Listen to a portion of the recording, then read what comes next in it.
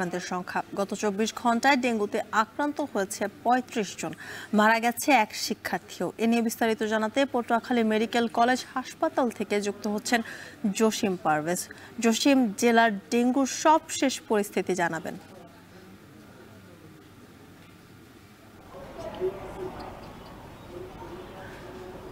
হ্যাঁ, আপনি যথার্থই বলেছেন।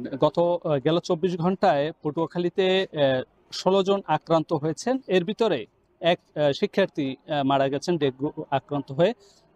এছাড়া মির্জাগঞ্জ উপজেলায় 5 জন এবং কলাপাড়া উপজেলায় 7 জন এবং গলাচিপা উপজেলায় 4 জন এবং বাউফল উপজেলায় 3 জন, এই মোট 35 জন আক্রান্ত হয়েছেন। এর মধ্যে পটুয়াখালীতে গেল 24 ঘন্টায় 1 জন এবং কিছুদিন আগে গলাচিপায় এবং কলাপাড়ায় 1 জন, এই মোট 3 জন ডেঙ্গু আক্রান্ত হয়ে মৃত্যুবরণ করেছে, এমনটি নিশ্চিত করেছে এখানকার কর্তৃপক্ষ।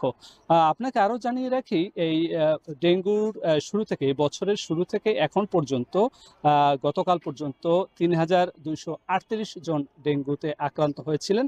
এর ভিতরে যথাযথ চিকিৎসা সেবা পেয়ে সুস্থ হয়ে বাড়ি ফিরে গেছেন 3143 জন। এর মধ্যে এখন পর্যন্ত ভর্তি রয়েছেন 92 জন।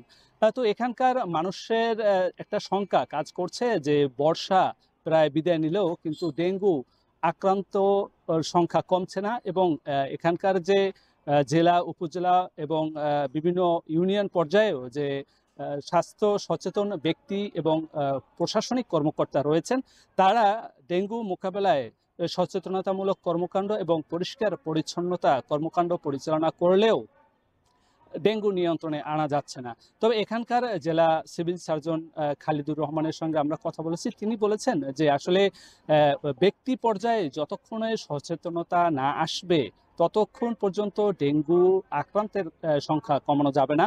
এবং এছাড়া যে অন্যান্য বিশেষজ্ঞদের সঙ্গে আমরা কথা বলেছি, তারা বলেছে যে জলবায়ু পরিবর্তনের প্রভাবে অতিবৃষ্টি এবং অতি খরা এবং এখানকার যে দূষণ, ব্যক্তিকেন্দ্রিক এবং পারিবারিক কেন্দ্রিক যে দূষণ হচ্ছে, সে কারণেই কিন্তু ডেঙ্গুর বংশ বিস্তার করতে শুরু করেছে।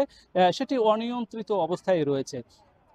বর্তমান প্রেক্ষাপটে শহর পর্যায়ে ফগার মেশিন দিয়ে ডেঙ্গু নিয়ন্ত্রণে কাজ করলেও কিন্তু ডেঙ্গু নিয়ন্ত্রণে আসছে না। কেননা এখানকার যে পারিবারিক যে সকল লোকজন রয়েছে, তারা বাড়ির আঙিনা, চারিপাশ এবং এদো ডোবা এবং যেখানে মশার যে উৎপত্তি স্থল, সেগুলোও কিন্তু তারা নিজ উদ্যোগেও ধ্বংস করছেন না। সে কারণেই কিন্তু ডেঙ্গু নিয়ন্ত্রণে আসছে না, এমনটি বলেছে বিশেষজ্ঞরা। আর এখানকার যে রোগীদের সঙ্গে আমরা কথা বলেছি, তারা বলেছে যে পটুয়াখালী যে এই 250 শয্যার যে হসপিটাল, সেটির ধারণ ক্ষমতার চেয়েও 3 গুণ রোগী ভর্তি হচ্ছেন এবং এখানকার যে চিকিৎসকরা তারা চিকিৎসা সেবা দিতে হিমশিম খাচ্ছেন।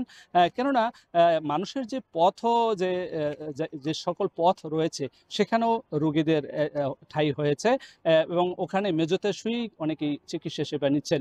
এক কথা বলা যায় যে এই ডেঙ্গু নিয়ন্ত্রণে না আসার ফলে আক্রান্তের সংখ্যাও বাড়ছে এবং চিকিৎসা সেবায়ও প্রদানে হিমশিম খাচ্ছে।